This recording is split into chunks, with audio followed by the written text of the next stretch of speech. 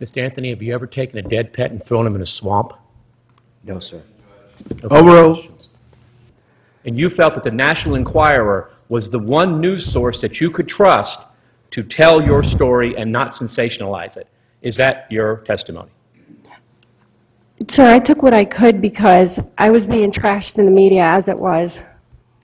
And you felt that the National Enquirer was the one place where that would tell your story in a fair, honest, and non-sensational way? Well, he did. Okay. But what I'm getting at is no matter what hypothetical counsel gave you, you would say it was consistent with grief, because everything is consistent with grief in your opinion, correct? You see State's Exhibit 139. Yes. Take it. You would accept the person of my question that this is the spare tire cover that was, a portion of which was tested by the Oak Ridge National Laboratory. All right? Yes. See any bleach stains on that? Not that are apparent to me. Objection, Judge. There's a whole big, the portion that was Overruled. How about, how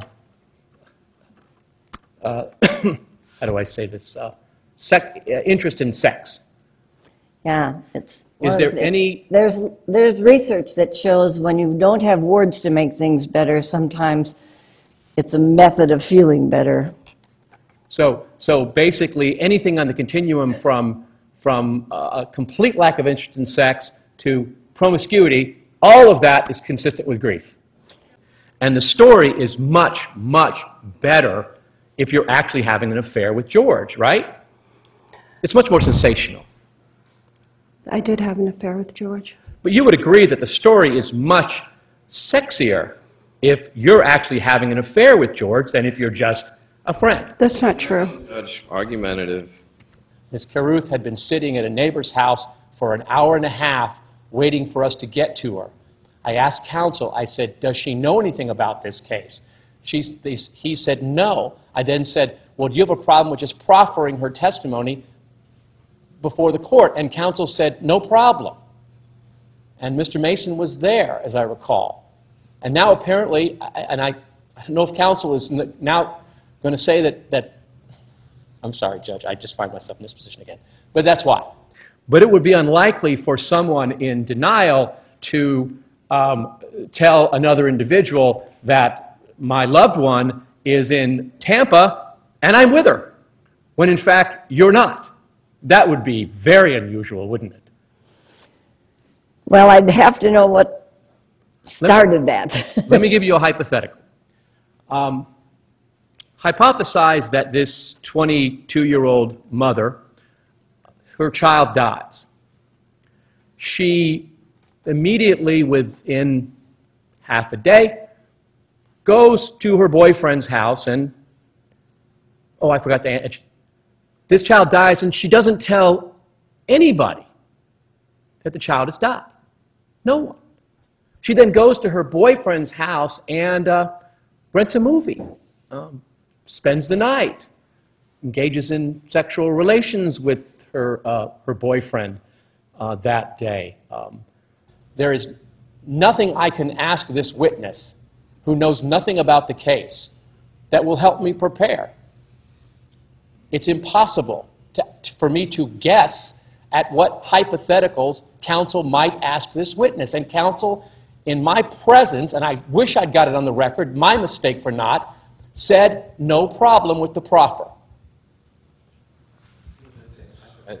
Well, the other things you mentioned are these Velveeta remnant, for lack of a better word, correct? Now, do you know if there was any, well, first of all, do you know if Velveeta, how much of Velveeta is actually a milk product? I don't, I'm just asking. Yeah, it actually, believe it or not, does have, main ingredient is milk and milk fats, but not very much cheese. Not very much cheese. The next day, oh, by the way, she lived with her parents. That's part of the hypothetical. Okay. She then sneaks back into the house when they're gone, and over the next 30 days, she continues. Your Honor, I'm objecting to the word sneak. She went, there's no evidence of sneaking. Goes back into the house. Let's continue. Now, she then, over the next 30 days, continually tells different people different stories about where her child is. She tells her mother that the child is with an imaginary or fictional babysitter. She tells her friends that the child is with her mother. After a couple of days of her mother insisting that she wants to see the child, she then tells her mother that, in fact, she and the child are with this imaginary babysitter in Tampa, Florida. Let's say they're from Orlando. She isn't in Tampa, Florida. She's in Orlando. Everyone else she talks to knows she's in Orlando, but her mother, she tells that she's in Tampa with the child.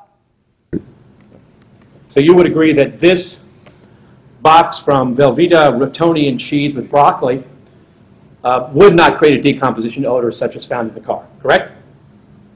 This item wouldn't.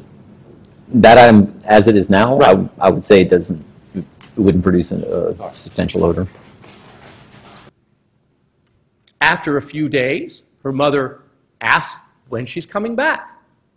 She creates another fiction of an automobile accident in Tampa, claiming that she has to stay in Tampa for a few more days because of this accident. She, in fact, is still in Orlando and still telling people, other than her mother, that the baby is with the babysitter somewhere else. She then, after a few days, tells the mother that she and the child are at Universal Studios at some particular type of event for children, and that they're staying over with another imaginary individual who happens to be a wealthy potential boyfriend. That stalls the mother for a few more days.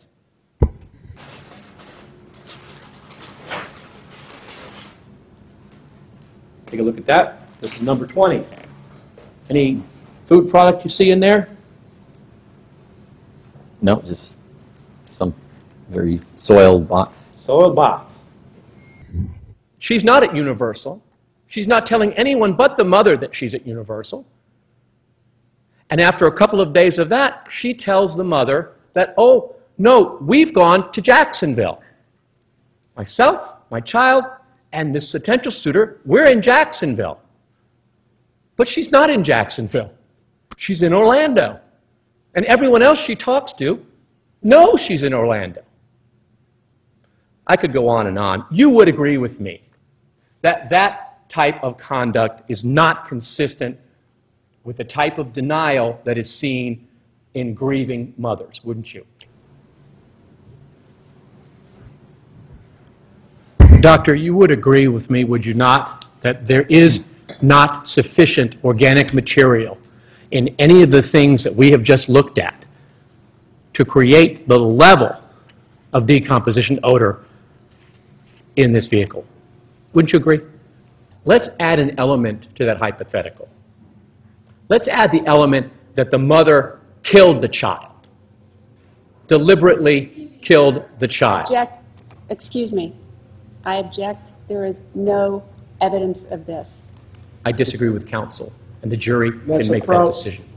You have to know those things to be able to answer some of these questions. Yes, in order to get a accurate analysis. Yes.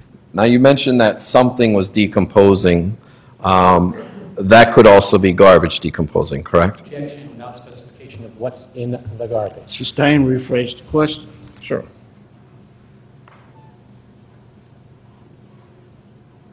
I just told counsel what the new opinions are, and that is it.